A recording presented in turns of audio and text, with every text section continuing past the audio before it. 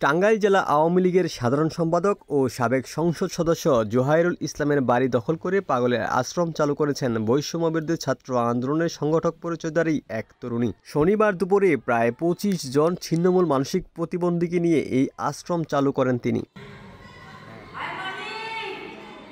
ওই তরুণীর নাম মারিয়াম মুকাদ্দাস ওরফে মিষ্টি। তিনি নিজেকে আল মুকাদ্দাস ফাউন্ডেশনের প্রতিষ্ঠাতা চেয়ারম্যান ও বৈষম্যবিরোধী ছাত্র আন্দোলনের সাবেক সংগঠক হিসেবে পরিচয় দেন। এই যারা সারা জীবন মানুষের উপর জোর দখল করে অত্যাচার করে এই অবৈধ এই প্রাসাদগুলো করছে, সম্পদগুলো করছে, এই অবৈধ সম্পদের ভাগিদার এই অসহায় মানুষগুলাই। গতকাল দুপুর ১২টার দিকে জোহাইরুল ইসলামের শহরের বাড়িটি দখলের সময় সেখানে সাবেক ওই সংসদ সদস্যের পরিবারের কেউ ছিলেন না। স্থানীয় লোকজনের সঙ্গে কথা বলে জানা গেছে, গত ৬ ফেব্রুয়ারি মারিয়াম মুকাদ্দাসের নেতৃত্বে টাঙ্গাইল জেলা আওয়ামী লীগের সভাপতি ফজলুর রহমান খান, সাধারণ সম্পাদক জোহাইরুল ইসলাম ও সাবেক পৌর মেয়র জামিলুর রহমানের বাড়ি ভাঙচুর করা হয়। অ্যাডভোকেট জোহাইরুল ইসলাম সাহেবের বাসায় আজকে দুপুরের পরে মিষ্টি নামে যে মেয়েটা, ওই মেয়েটা এসে ২০-২৫ জন পাগলের ওনার একটা রুমে রেখে গেছে। ওনার তালাবদ্ধ গেট ছিল, তালাবদ্ধ ছিল। এইটা আমরা বিকেলে এসে জানতে পারি, আমি সহ এলাকাবাসীরা আমরা থানায় গেছি। থানায় গিয়ে আমরা থানার ওসি সাহেবকে ইনফর্ম করছি। ওসি সাহেব এটার বিষয়ে ব্যবস্থা নেবেন এবং সেই ব্যবস্থা নেওয়ার আলোকে এখন আর্ম ফোর্স এবং পুলিশ প্রশাসন আসছে। আমরা জানতে পারছি যে সিলিয়ান সাহেবও আসছেন। যদি ওনারা ব্যবস্থা নেয় তো ভালো। অভিযোগ অস্বীকার করে মারিয়াম বলেন, আওয়ামী লীগ নেতারা জনগণের টাকা লুটপাট করে বাড়িঘর সহ এসব সম্পদ করেছিলেন, তাই এগুলো এখন জনকল্যাণে ব্যবহার করা হবে। না, কোনো ব্যক্তির বাড়ি দখল করতে পারি না, কিন্তু আওয়ামী লীগের বাড়ি দখল বলতে এটা হচ্ছে জনগণের কাজে, এখানে তার আমার বিজনেস হচ্ছে না।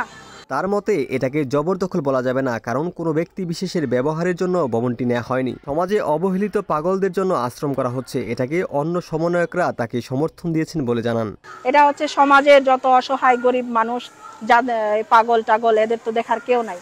এদিকে ১০ কোটি টাকা চাঁদা না দেয়ায় বাসা জবরদখলের অভিযোগ করেছেন জোহাইরুল ইসলামের স্ত্রী রওশনারা। তিনি বলেন, টাঙ্গাইলের ছাত্র প্রতিনিধি ও সমন্বয়ক পরিচয়ে মারিয়াম মুকাদ্দাস মিষ্টি নামের এক মেয়ে আমাদের কাছে প্রথমে ১০ কোটি টাকা চাঁদা চেয়েছিল। সেই টাকা না দেয়ায় তারা বাড়ি জবরদখল করে। আমি এই ঘটনায় থানায় মামলা দায়ের করব। ১০ কোটি টাকা দেন, তাহলে ১০ কোটি টাকা দেই নেই বিধায় পাগল ছাগল মেয়ের কাছে বলছে ১০ কোটি টাকা চাইছে, আমার বড় মেয়ে যে ডাক্তার, ওর কাছে বলছে এরকম।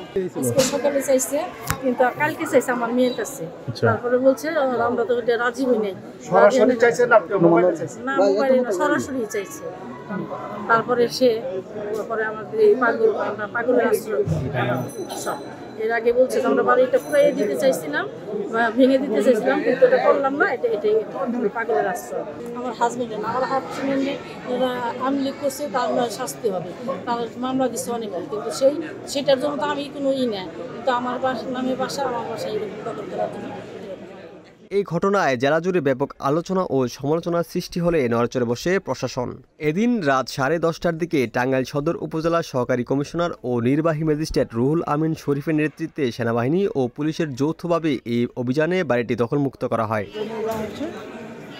টাঙ্গাইল সদর উপজেলা সহকারী কমিশনার রুহুল আমিন শরীফ জানান, দখল হওয়া বাসাটি যৌথ বাহিনীর অভিযানে দখলমুক্ত করা হয় এবং সেখানে রাখা 17 জন মানসিক ভারসাম্যহীন রোগীকে পূর্বের জায়গায় পাঠানো হয়েছে। মোর ফারুক, ঢাকা প্রকাশ।